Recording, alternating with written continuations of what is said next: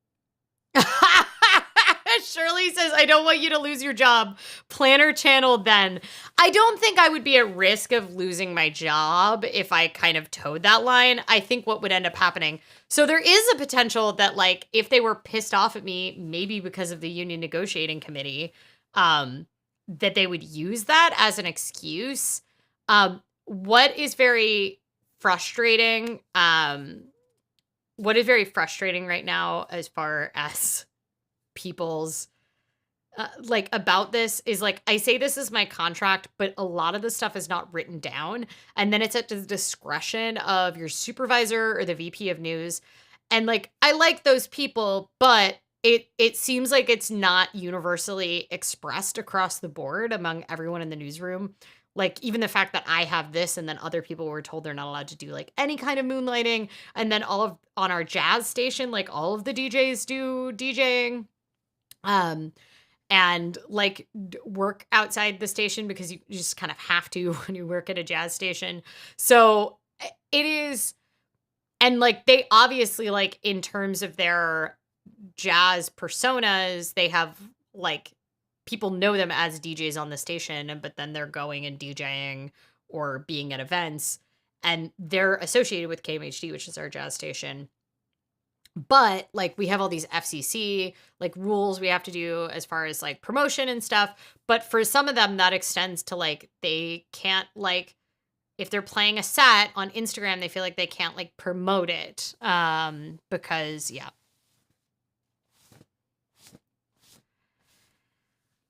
Standards and practice will out, yeah. Gig economy in a union negotiation. Yeah, well, it's definitely going to come up because I would like it actually formalized so that if I want to carve out the ability to do stuff like what sounds very interesting, like doing one of the kind of financial audits for someone, which I think would be really fun. And I think that's far enough away from my job that I could probably get away with it. But I would like it written down so that that couldn't be used to retaliate against me, because there's such a precarious, like, jobs in journalism are so far and few between these days. And jobs in radio and in public radio are really, like, disappearing.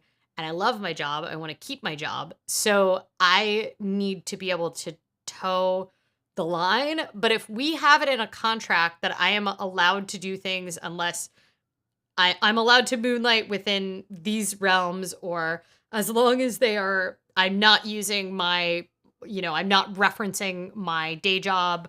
I'm not saying, like, I'm host of Weekend Edition, blah, blah, blah. Like, then if we get that written in a contract and then they try to retaliate against me, at least I have backup, right? Like, I have a method for arbitration and everything to handle that. So yeah.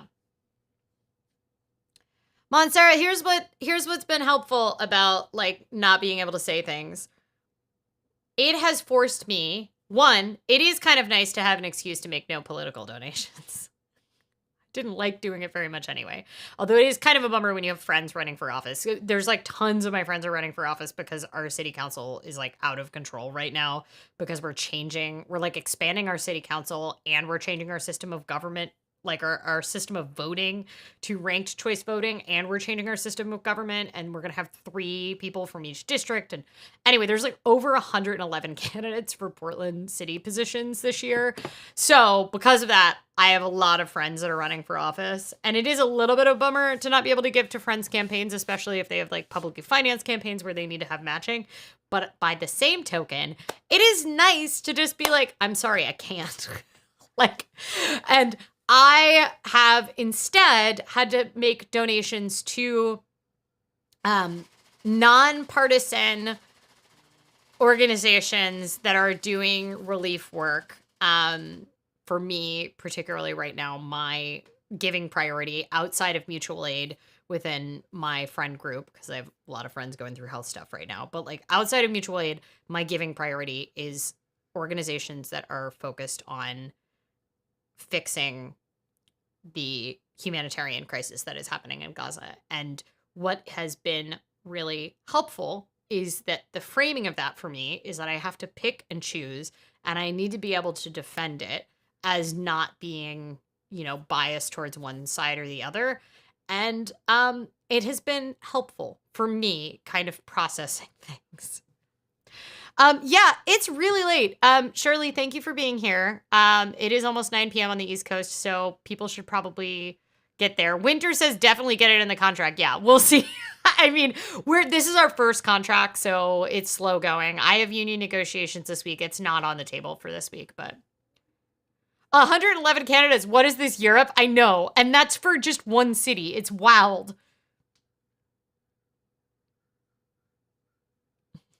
Montserrat says, I imagine you don't support 100% of your friends or 100% of their policies.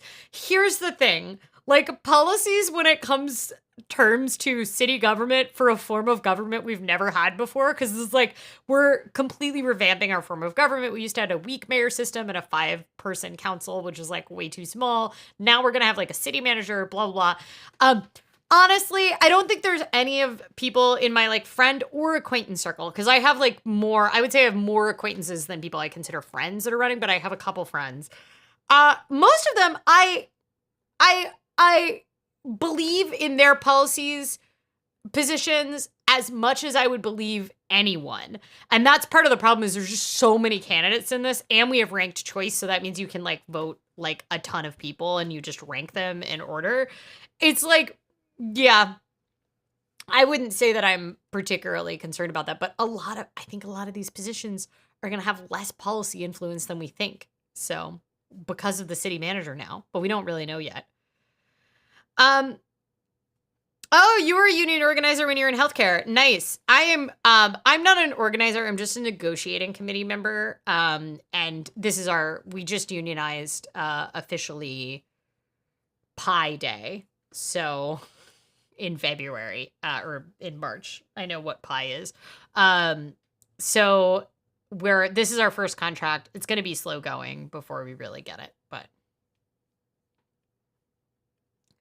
Rank choice, city manager, it's all topsy-turvy. I mean, there's so much that we actually were able to hire like a 2-year extra political reporter, because there was just no way our city government reporter could possibly do this all by herself. And I have attended so many trainings explaining, because not only did we choose ranked choice voting, we chose like the most complicated form of ranked choice voting, because the way that you like move and allocated votes, it's like 50% plus 1, but then they like take it's like 20. Anyway, it's that every round, it's election night is going to be very confusing. I guess I'll survive in 2 weeks. I want to do financial audits, though. Thank you for inspiring me. Okay, we have been streaming for an hour and a half, which is way too long. So everybody told me about their regrettable purchases. I gave at least some tips on impulse spending, and then we talked about planners for 20 minutes, maybe half an hour. If you have ideas of videos I can do that are not similar to the work of a multimedia journalist who reports on business and transit, please let me know. This is why I think like the lifestyle vloggy content is easy, because that's like so far from my day job. But it's also like some of the hardest to edit. So I first did a contract as a negotiator and eventually worked for the union for 2 years doing other contracts. That's awesome. Yeah, healthcare contracts, there's some rumors going around right now, so we'll see. But you need to follow my reporting for that. But it's been a hot topic in Oregon lately. Okay, y'all. It has been lovely to have you all here. And we have streamed for too long. And I need to go cook dinner now to soak up all of the sugar I just had. Next Tuesday, it's possible we're going to be doing pumpkin carving on this stream. I'm carving my pumpkin kind of late. Because I remembered we did it last year and I haven't yet done it on the stream. But I wasn't organized to get it done today. And it does feel like one of those things where I should probably have a second pair of hands around for it.